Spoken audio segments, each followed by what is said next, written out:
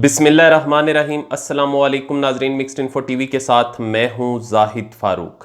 नाजरीन, दो खबरें आपके साथ शेयर करूंगा। एक तो ये कि सुहेल वड़ाइच की तरफ से जो किताब शाया की गई जिसका उन्वान था ये कंपनी नहीं चलेगी, उनकी किताब को शाया होते ही रातों रात तमाम बुक स्टॉल से उठवा लिया गया।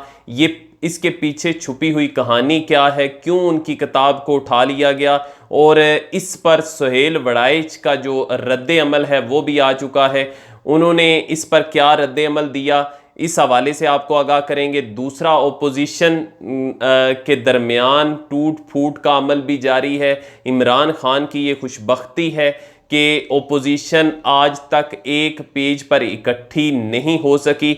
ओपोजिशन के अंदर क्या चल रहा है, और ये जो मौजूदा कानून साजी हुई मनी लॉन्ड्रिंग के हवाले से ओपोजिशन की मुसलसल धमकियों और बयानात के बावजूद कि ये किसी सूरत मंजूर नहीं होने देंगे, इस तरह बिल को मंजूर नहीं होने देंगे, कानून साजी नहीं होने देंगे, इसके बावजूद ये मंजूर हो गया और कानून साजी हुकूमत की तरफ से आसानी से कर ली गई मनी लॉन्ड्रिंग के हवाले से जो बिल था उस पर। तो इस हवाले से भी आपको आगाह करेंगे।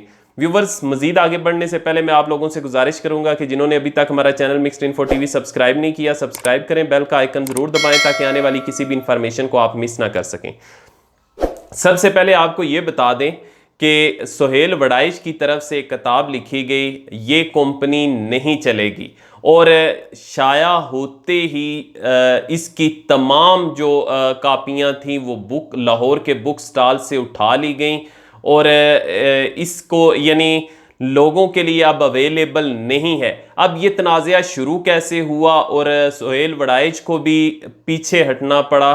सुहेल वड़ाइच से जब ये सवाल किया गया कि आपकी तमाम किताबें बुक स्टॉल से उठा ली गई, इस पर आपका क्या मौक़िफ़ है, तो उन्होंने कहा कि देखें जी, इस पे जो सरे वर्क था या जो उसका टाइटल था पेज का, उसके ऊपर जो उन्होंने शाया किया कार्टून की सूरत में तस्वीरी खाका जो जारी किया, वो उस पर रियासती अदारों को और हुकूमत को एतराज़ है, जिसकी वजह से ये बुक स्टॉल्स पर से ये सारी कापियाँ उठा ली गई।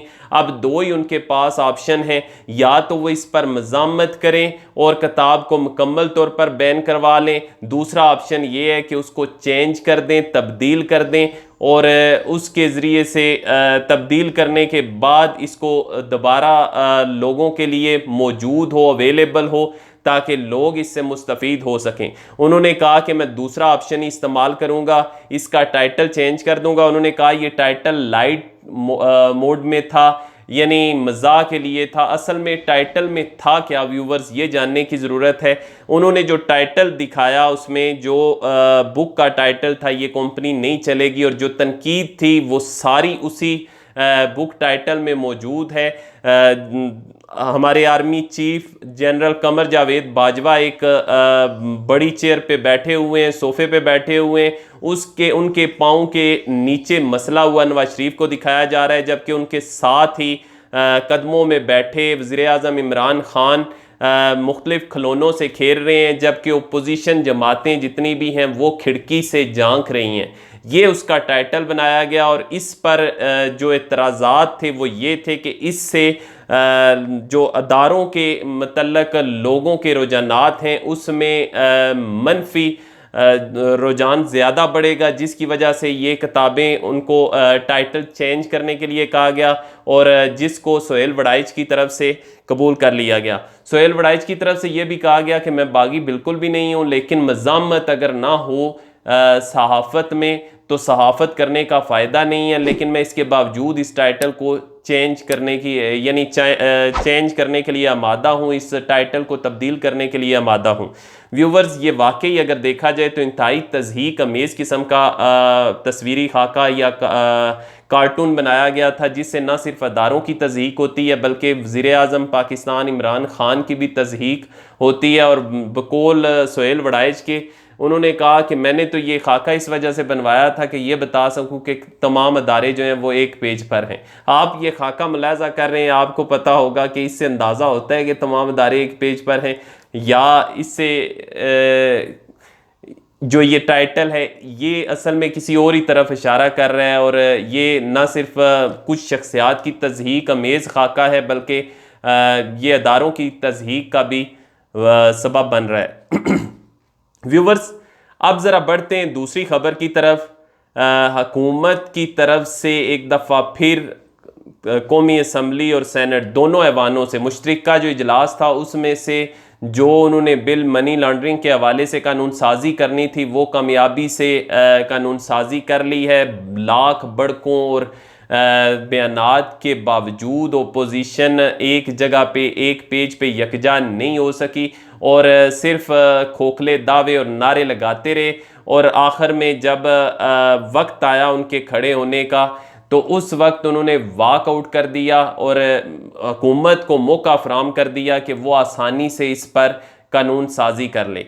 ये असल में इशू भी ऐसा था, इस पे कानून साजी होनी चाहिए थी, लेकिन ओपोजिशन हमेशा अपने मफाद को सामने रखती है। जब ओपोजिशन से बात की गई हुकूमत की तरफ से कि ये कानून साजी जो है वो फैटफ के लिए बहुत ज़रूरी है, उसकी ग्रे लिस्ट से निकलने के लिए बहुत ज़रूरी है, तो ओपोजिशन जमातों की तरफ से सौदेबाजी शुरू कर दी गई और ये कहा गया कि अगर आप जो नैब का आइन है उसमें नैब का जो कानून है उसमें तरमीम करें तो फिर हम ये करने के लिए तैयार हैं, और अच्छी खासे पॉइंट उठा के ले आए। तकरीबन 34 में से 28 पॉइंट जो है वो उठा के ले आए कि इन सब में तब्दीली कर दो, जिस पर इमरान खान की तरफ से ये मौक़िफ़ इख्तियार किया गया कि किसी सूरत भी इसमें तरमीम नहीं की जाएगी। वो तमाम अपने केसेस माफ़ करवाने के चक्रों में थे, लेकिन हुकूमत डट गई। इमरान खान की तरफ से ये मौक़िफ़ इख्तियार किया गया कि किसी भी सूरत हम इसमें नैब यानी इस मामले पर हम सौदेबाजी करने की इजाज़त नहीं देंगे। आखिर में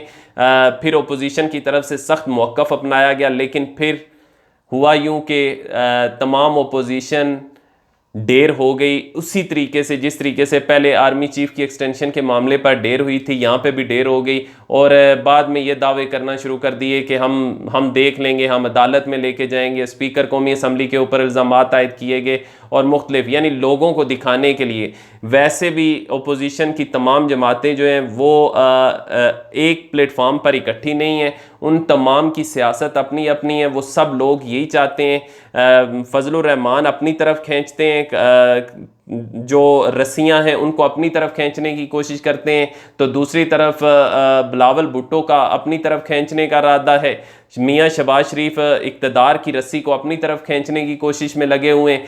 तो ये सारा मामला चल रहा है और इनके दरमियान आपस में एतमाद का फुकदान भी पाया जाता है, और ये सबसे बड़ी खुशकिस्मती है इमरान खान की, जिसकी वजह से इमरान खान को अपोजिशन जमातों से कोई ख़तरा नहीं है। अगर ख़तरा है तो सिर्फ अपनी पॉलिसियों से है, लेकिन मौजूदा हालात के अंदर और वबाई सूरत हाल के अंदर जिस तरीके से इमरान खान की हुकूमत ने डिलीवर किया, हैंडल किया, उससे दुनिया भर में इमरान खान की हुकूमत की तारीफ़ें की जा रही हैं।